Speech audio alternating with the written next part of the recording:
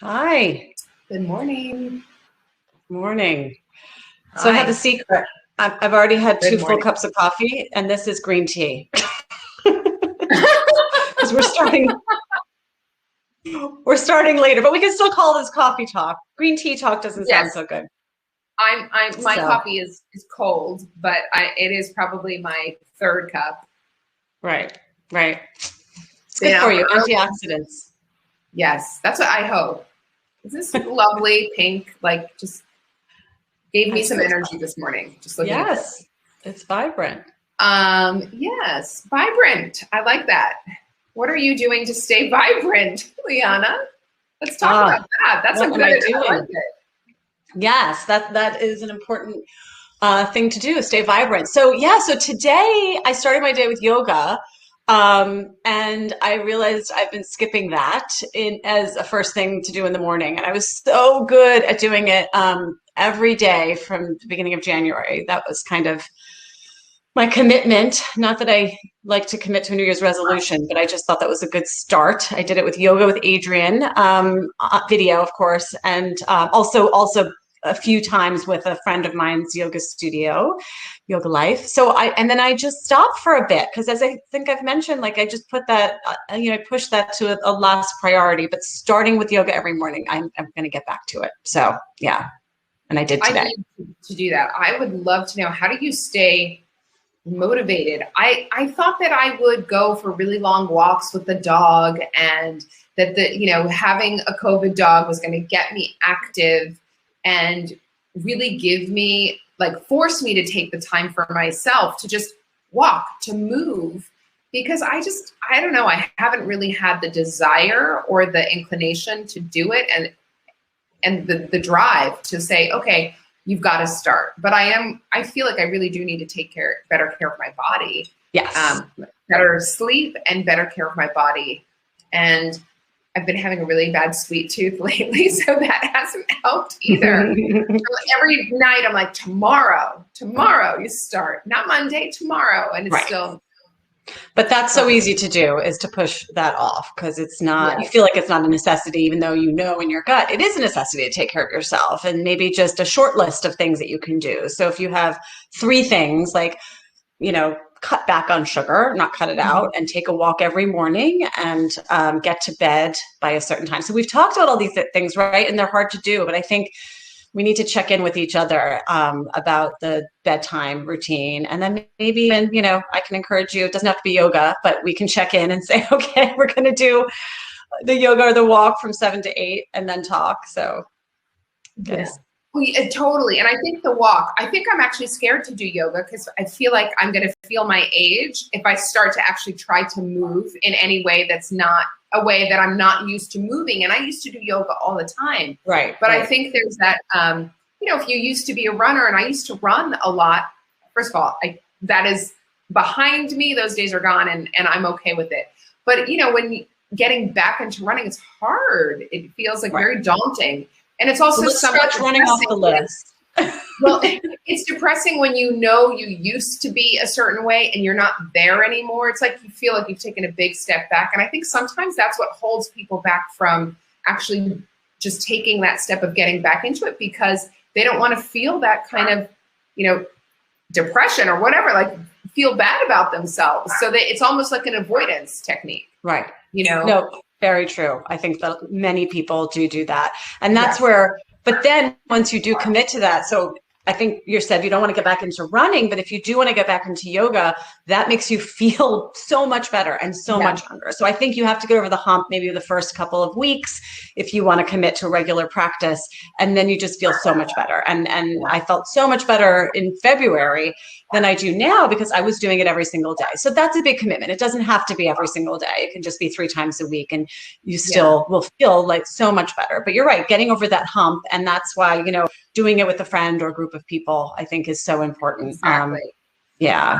Well, and one thing I did notice that I was doing for a while that made me feel a lot better was I was not looking at my phone at night. I was not reading news articles. I was going to bed at a better time and not taking my phone with me, so that I could really shut down. And, they say that that blue light or whatever that light is that's emitted into Blue your light, face, it messes up your circadian rhythm. So it really messes up with your hormones and your ability to fall asleep. So yesterday I read that eating a banana before bed was a good idea.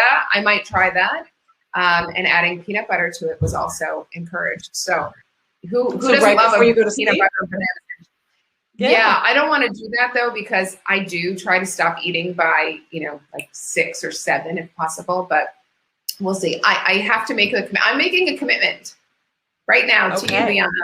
I am not going to look at my phone before bed. I think sleep will impact everything else.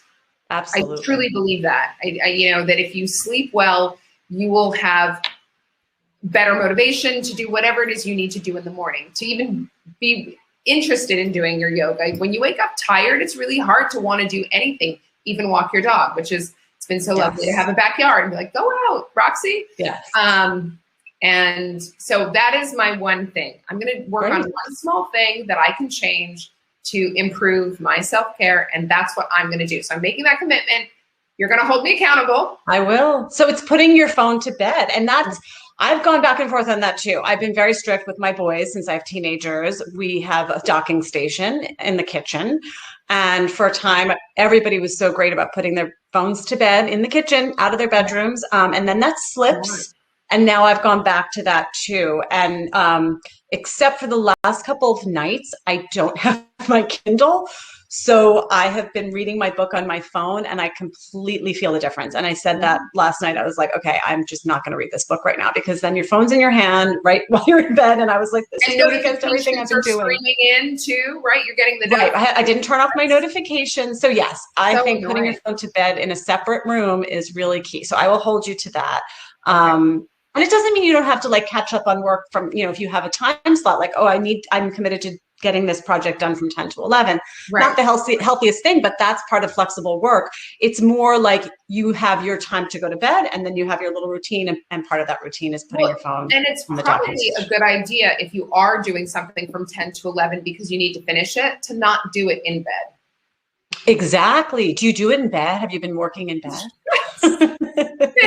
No, that's a no. Right. It's cozy, right? No. Yes. That's another. Okay. So we're going to couple that with the putting the phone to bed, and either not doing work in bed, if you can do that, or cutting the work off and then having a transition period in your bed before you go to sleep. So do you have a hard time falling asleep? Is that your struggle? Yeah. I have a hard time falling asleep. And for a while, I was waking up in the middle of the night. This was more towards the beginning of COVID. I kept waking up in the middle of the night and I couldn't go back to sleep. So then I would look at my phone and I would start reading articles. And before you know it, I've spent 2 hours reading stuff and not going back to sleep. So I would be up from 2 to 4 or 4:30. By 5, I would go back to sleep and then get out of bed around 7. So that was not good.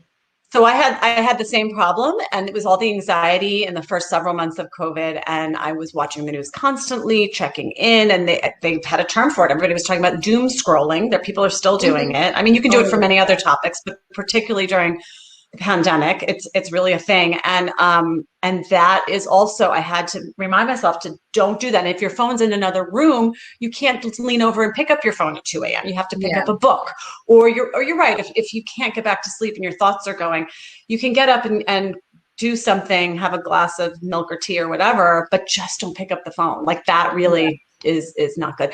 But I fall right asleep. So that's the thing. I'm exhausted by 9 or 10 at night. I fall asleep, although I have to read, and then I'm up at 2 or 4. And that is tough. That is tough. Wow. And I think also so even now that's happening to you? Oh, absolutely. Yeah. Wow. I will normally fall back asleep, but I wake up a couple of times a night. Sometimes it's one of my animals that wakes me up, like my cat scratching on my door. Yeah. Roxy does that. Dog does that. Yes. Or, I might have an ache or a pain. But that is a regular thing. And I think a lot of women do that. I think that's connected to hormonal changes. I've definitely spoken to a lot of friends about that. Yeah. So that's all part of the whole sleep routine. And sleep is so important. There's research that has really, come to the forefront that sleep is just connected to so many things. So depression and diabetes and cancer and all of that. So sleep is super important. So we definitely have to nudge each other on the Sleep sleep is. front. It is. I think it's healing. We have to like remember that it's healing to sleep. You Yes. know, our cells are regenerating. They're cleaning themselves out. You know, we need to also clean our minds out. And I think that's the hardest part for me because my body, like I might be so tired that I couldn't possibly even do work.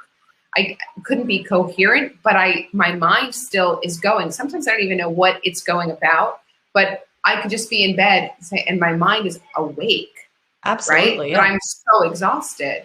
Yes. And it's just getting to the bottom of like getting a handle on that, making sure that there is a way to wind down and sleep. Yeah. And it's going to start with putting the phone to bed in the kitchen. I'm going to do that. I'm not, because it's still been by my nightstand, but I haven't been picking it up as often or trying not to. Right. Yesterday I put it off. It was like 10 o'clock. You need to sleep. I told you I was exhausted yesterday. Yes. I was driving thinking I was going to fall asleep and I still didn't go to bed that early. Right. So anyway, I am going to be held accountable to that. I will ask you to be my sleep buddy. I am going to be your sleep buddy. Absolutely. Yes. And in exchange, you're going to be my sleep buddy too. Cause I do, I have this, I have my goals and then it's very easy to slip. So we will definitely work on that together. Cool. All right. Okay. Well, everyone's awake in this house. So, all right. So with that, I think we will get on with our days, right? Sounds good. Sounds good. All right. All right. Talk to you tonight before bed. Yes. Yes, exactly. We're checking in. Bye. Bye.